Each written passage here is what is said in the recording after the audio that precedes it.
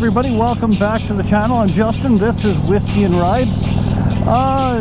Wanted to just do a little video today talking about something that came up between me and the missus here the other night, and that's springtime riding tips for beginners.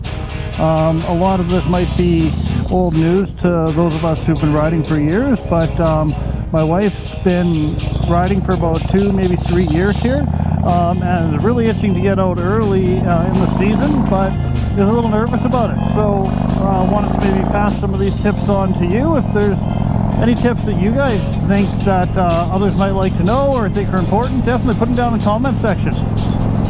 So tip number 1 has to do with pre-trip inspections.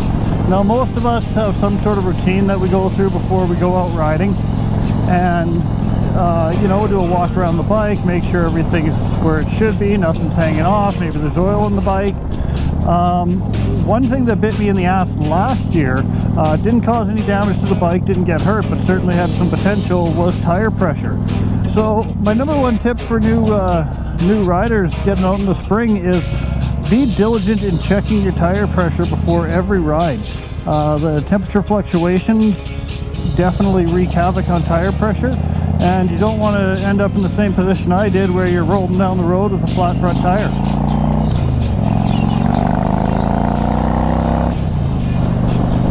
Tip number 2, sticking with the tire theme, I guess, really has to do with tire temperatures. So the way most motorcycle tires work, they're built to be run fairly warm or under warm conditions. So when we go out in the spring on a cooler day like today, it's about 8 degrees out, pull out of the garage, those tires are cold, they're going to be hard. The traction coefficient is definitely going to go down for a while, so you're going to want to be mindful of that. So I always recommend just take it easy first thing out of the gate. Don't overdo it, don't push it too far, and you should be all right. My number 3 tip for spring riders is be conservative in what you're wearing. Think ahead, layer up. So right now, like I said, it's about 8 degrees, the sun's shining. I've got my chaps and jeans on. Up top, I've got my jacket, a hoodie, and of course a t-shirt under that, and I'm feeling fairly comfortable. If it gets warmer throughout the day here, I can certainly take a layer off, but it's sure tough to put something on that you don't have. A lot of folks will run heated vests, heated gloves, maybe even heated grips. One maybe bonus tip on this one, always carry a second pair of gloves. You never know when yours are going to maybe get wet or not be good enough, so something to think about there. Tip number 4, and if you live in an area where snow and ice control is important, you will be familiar with this, but you can see all the gravel all over the sides of the roads. As we get into more secondary streets or residential areas, the problem gets worse and worse, and that can be absolutely devastating. As we roll up to the intersection here, we can actually see how bad it gets. So you know, accelerating on this, turning on this, braking hard on this is a good way to have your bike go out from under you. So tip number 4, really mind the gravel, be aware of it and avoid it.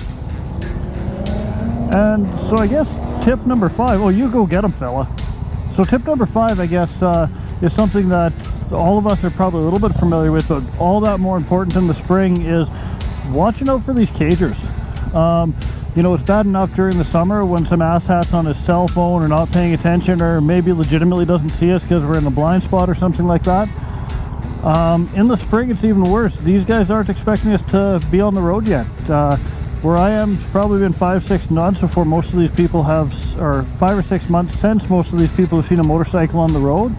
A lot of them aren't expecting it, and certainly aren't watching for us yet. So really, my advice to anybody I talk to who's a new rider on this is really be aware of where you're positioning on the road, what's your escape plan, what are other people doing, and really just taking extra steps to make sure you don't end up getting hit.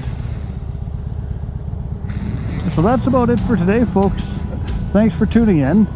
Go ahead, hit the subscribe button if you wouldn't mind.